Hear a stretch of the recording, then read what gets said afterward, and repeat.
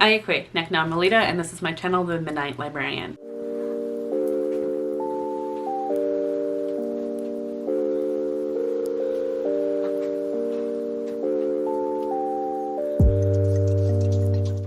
And today I will be talking about my review of The Hobbit, both the book as well as the movie series. Now, before I get into this, I just want to have a little disclaimer of just like, yes, I'm a Tolkien fan, but I'm hesitant to call myself a super fan or anything like that. I am just getting into his work, so bear with me. I'm also not the biggest movie buff. I don't have a filmography, education. I also don't have an English education, so who knows? I'm just kind of like word vomiting here. So I have opinions on both of them. I just wanted to express them. So I've been wanting to do this for a bit and finally have the motivation to do so. Well, mostly why it took me so long to do it was, one, I wanted to reread The Hobbit after watching the movies, but it's also procrastination. I'm a huge procrastinator, so yeah, that was most of it too. But another one is just intimidation. There's a huge fan base behind The Lord of the Rings and Tolkien, and it's a little daunting, so bear with me. I'm a baby at this. So why am I doing this? So I am not the biggest movie watcher, but book to movie adaptations have always interested me. Reason being is because when I was little and my mom was taking me to a Scholastic book fair, she challenged me to read a book series before the movie came out. And that book series was the series of Unfortunate Events. The movie was the movie of the same name featuring Jim Carrey. And so that first got me interested in it, but it also put a hindrance on my exploration of book to movie adaptations, mostly because I feel like a lot of people end up reading the books before the adaptations come out. I know that last year there was a huge thing of doing a Grisha read-along for preparation of the TV series. I didn't participate in that, mostly because when I did choose to accept my mom's challenge of reading a book series, the series of Unfortunate Events before the movie came out, I read the books first. I enjoyed them. I think I got to book 8 before falling out of interest. It's one of those ones that I would like to pick up again. I did not enjoy that movie whatsoever. So the series of Unfortunate Events featuring Jim Carrey was only an adaptation of the first 3 books in the series, and they didn't do everything in order. After reading the books and then watching the movie, the whole time I complained. I didn't like the way they did certain things. I didn't like the order they had them rearranged. I actually didn't mind who they cast as the characters. I thought that was fine, but ultimately was just mad. And I'm sure ultimately my family was mad as well, because I was not quiet during that movie in the theaters. And there has been a couple other books that I read that movies came out for. I remember. So ultimately it just, to me, felt easier not to read the books before I watched the movies. There's been a couple of books that I've read after watching the movies, but ultimately what I found is that when I have watched the movie and then let some time pass and then read the book, I'm more accepting. Unfortunately, I ended up reading The Hobbit before watching the movies. So my first read of this was in 2013, and I think it was my choice to, I believe I read this because I heard the movie was coming out, and ultimately I was interested. Lord of the Rings is very close to my heart. We have a close family friend that lives in Australia that had come in to visit us in 2001, who was reading the Lord of the Rings books because the movies were coming out, and he ultimately was really excited about them because it was filmed in New Zealand. He took us to go see the movies. I absolutely loved it. I also just love the memory of him taking us. He left. He hasn't been back for years now, but we still keep in contact. And at one point I ended up finding 2 of his Lord of the Rings books at my grandparents' house and asked if I could keep them. He said I was more than welcome to. The problem is that I was missing the second volume. Wanted the editions that he had. So had found it, and it's one of those book series where, you know, that question of just like, oh, if you had to leave your house right away and you can only take like what you can only grab a few things, like what would be the first books that you grab? Lord of the Rings books would be my first grab, because they were his, and the memories to me just mean so much. So, and this was one of the first. The Hobbit was one of the first books that I bought for myself at my local bookstore. I was so happy to find it, and it was one of the ones, and like I read it. So I read this in 2013, absolutely enjoyed it. The Hobbit is a prequel to Lord of the Rings. We are following Bilbo Baggins, who in Lord of the Rings is Frodo's uncle. In The Hobbit, we are following him on an adventure with 13 dwarves and 1 wizard as they go to try to get the dwarves' mountain back. The dwarves used to live in the Lonely Mountain before a dragon came and killed their kin and like exiled them from the mountain. And so years later, I think it's been like over 100 years or something, or over 300, something like that. The dwarves live for not as long as elves. But yeah, so this is obviously fantasy, but the dwarves are looking to get back their home. And so they needed one more person to join their team, and Bilbo was it. Though he was hesitant at first because hobbits themselves don't generally tend to go on outings, adventures, don't tend to leave their homeland, but he ended up getting convinced, and they go on this like bunch of obstacles along the way, and yeah, so ultimately really enjoyed it. But after reading this and finding out that the movie adaptation was going to be a trilogy, I immediately got upset, mostly because there are 2 major events, in my opinion, in this book, and it didn't make sense to me to forcibly make a third one. The first movie, An Unexpected Journey, came out in 2012, and I just flat out refused. I refused. It wasn't until 2020 that my partner and I watched the Hobbit movies, all 3 of them, multiple times. And The Hobbit, An Unexpected Journey is one of my favorite movies of all time. Martin Freeman plays Bilbo Baggins. I absolutely love Martin Freeman. One of the first films I saw him in was another one that's a little... The Hitchhiker's Guide to the Galaxy. I didn't mind it, but I understand why there's qualms about it. I also really enjoyed him in Sherlock Holmes. I'm going on an adventure! Ian McKellen is Gandalf again. I'm looking for someone to share in an adventure.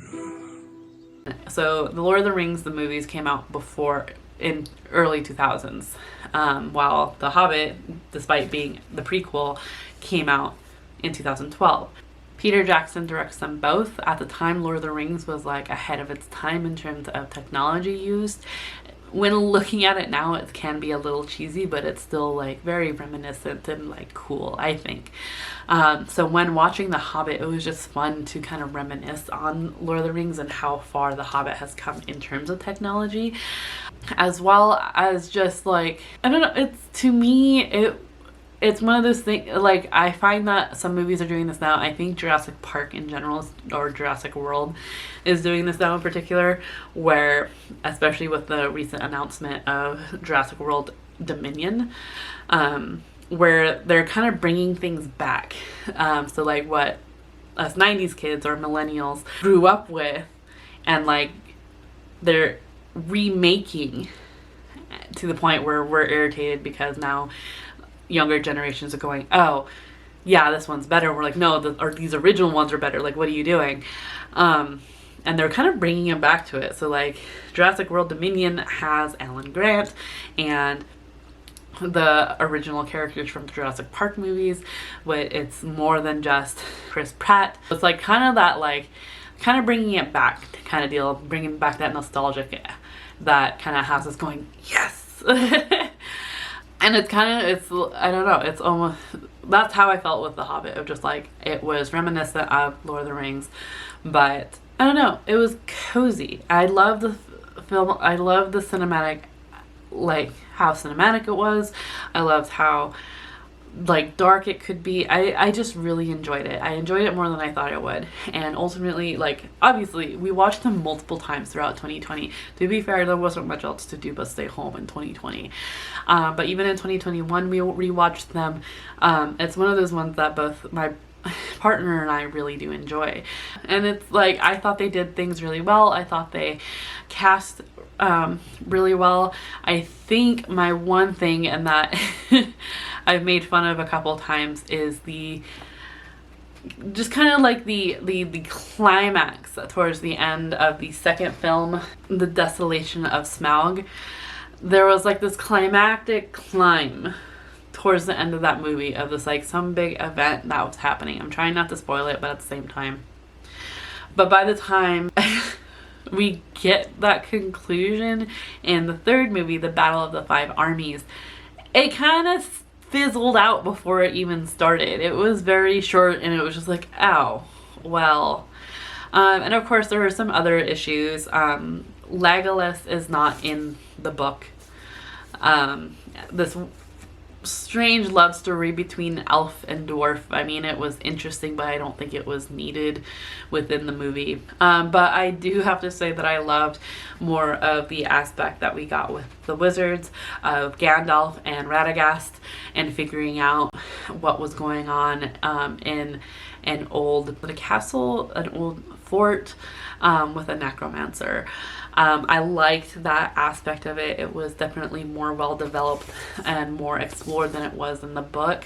And ultimately, I liked seeing another wizard because there was hints of them that there was more in the Lord of the Rings, but it wasn't really mentioned. Even within the book, it's mentioned that there are more, and we get a bit of Radagast, but I like how much we get of him in the movies. It was just, it's fun. So I did reread The Hobbit in 2021. I first watched the movies in 2020, and we watched them multiple times, particularly in 2020 and 2021. I reread The Hobbit towards the end of 2021 and ultimately still enjoyed it, but it was fun to also kind of see what I didn't like originally, why I didn't want to watch the movies. And it's because I still agree that there's basically two major events in here, the Desolation of Smaug and the Battle of Five Armies, that are really just like two main events in this book. There are multiple other events, they just didn't seem as big, and it's because of how the book kind of portrays them, of just like, this happened and then we kind of move on, and this happened and we kind of move on again. Some of the events in the movies, they made them seem bigger than what they did in the book, and I think I liked that balance. But then I had heard that they were trying to get the guy who played Gimli back in for The Hobbit, but he didn't because he actually had an allergy to the prosthetics.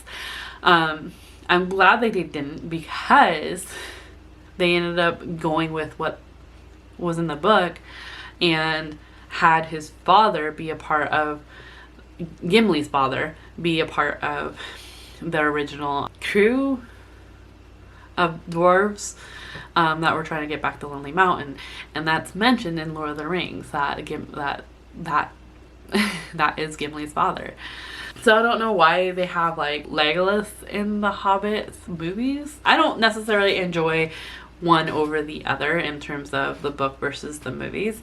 I mean, I love the visual elements of The Hobbit, and doesn't take nearly as long to watch a movie than it does to read a book, depending on your reading pace. I mean, it's different for everybody. But there are definite things in the book that I just kind of like knowing that didn't end up happening in the book. It's like I know a little, like, more than someone else who hasn't read the book but is watching the movie with me, of just like, particularly like with Bjorn, the shapeshifter, of like basically how Gandalf had to introduce all the dwarves and able to get them all inside, as opposed to them just all running into Bjorn's house and locking the door.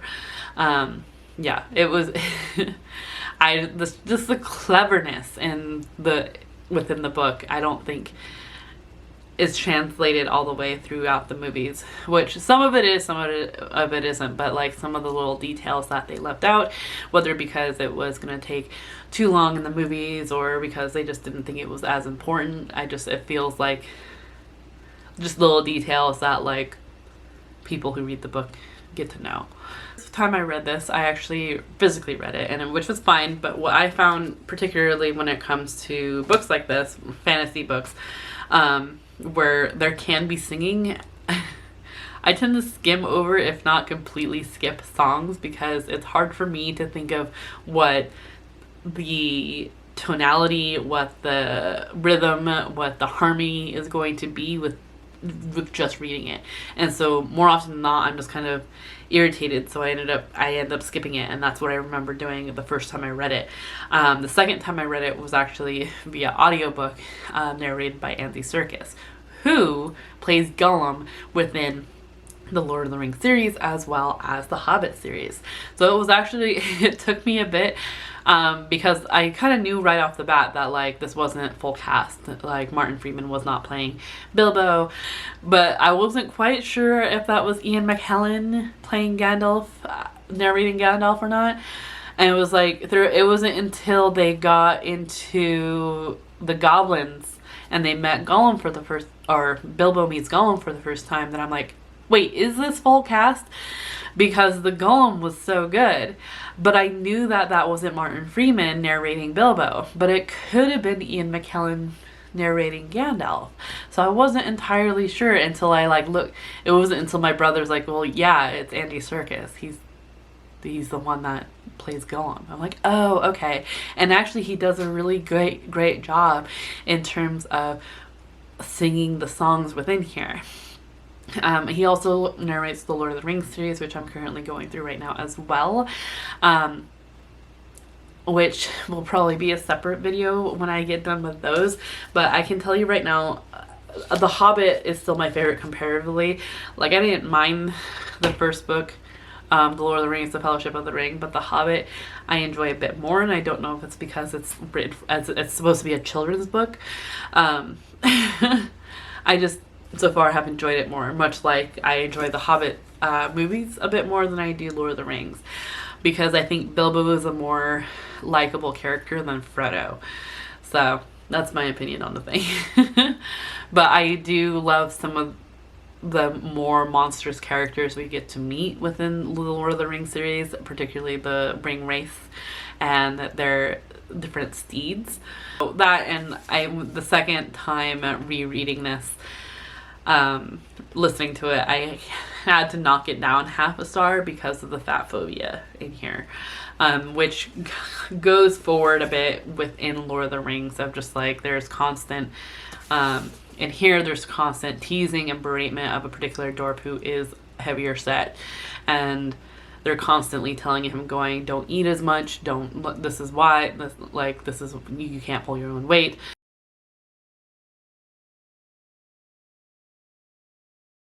And then it's even mentioned again in Lord of the Rings that that same dwarf isn't able to leave his home because he's so fat. They poke fun at Frodo a couple of times because he's turned into a lazy hobbit before he goes on this adventure, and then everyone praises him once he loses weight. It's just kind of, it's getting old, and it could just be a product of its time. The Hobbit itself was published in 1937, but it doesn't mean that I have to let it go. Hopefully that was an okay review. Ultimately, still love The Hobbit as the book. I also love the movies, despite some changes I don't agree with. We went on a bit of a tangent down the background of my experience with book to movie adaptations, but I also hope to do this more. This one was a little daunting to do just because it felt like there was more I had to explain, so hopefully it won't be nearly as long in the future. But if you have read The Hobbit or watched the movies or have done both, I would love to hear your opinions on it down in the description down below. Like, what was your favorite part? In the movies in particular, I love when the dwarves come and to Bilbo's house. It's the introduction of the whole adventure. We get the personalities of the dwarves, comparably to the personality of the Hobbit, and how they kind of clash but how ultimately Bilbo is piqued by curiosity and like is very intrigued and interested. But we also get the depth and the humility of the dwarves as they talk about gaining their home back and what that has meant to them. So that I ultimately have enjoyed, of course, with Gandalf's wisdom and kind of poking and prodding with like pushing Bilbo in the right direction, as well as like pulling out secrets that the dwarves didn't know about. So that's probably my favorite part. That's but I'm also odd in that I tend to like the first movie in a series because I like that introduction. It's the same with books so far. Oh, and in the movies, particularly in The Desolation of Smaug, I actually really enjoy when Bilbo is talking to Smaug, who is Benedict Cumberbatch, because it's really just epic and exciting, and it's just like this tension as like they're communicating with each other, and there's this really elegant and tricksy way that Bilbo ends up talking to the dragon because they're very entitled and there's a certain way you have to talk to them.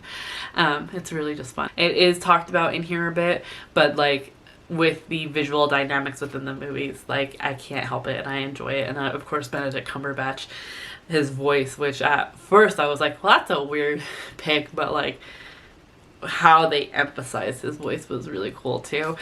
The king under the mountain is dead. So yeah, let me know your favorite parts if you read the book or watched the movies or done both. What do you think went well in the book that didn't translate as well in the movies, or like you thought did, or you liked a particular part in the movies that wasn't as emphasized in the book? I'd love to hear it.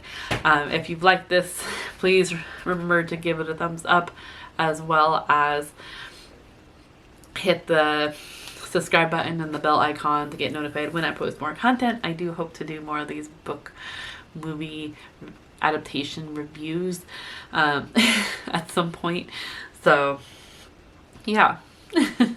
I hope that you are in the mental mindset to enjoy your reading or your watching, and I hope to see you in another video very soon. Chew!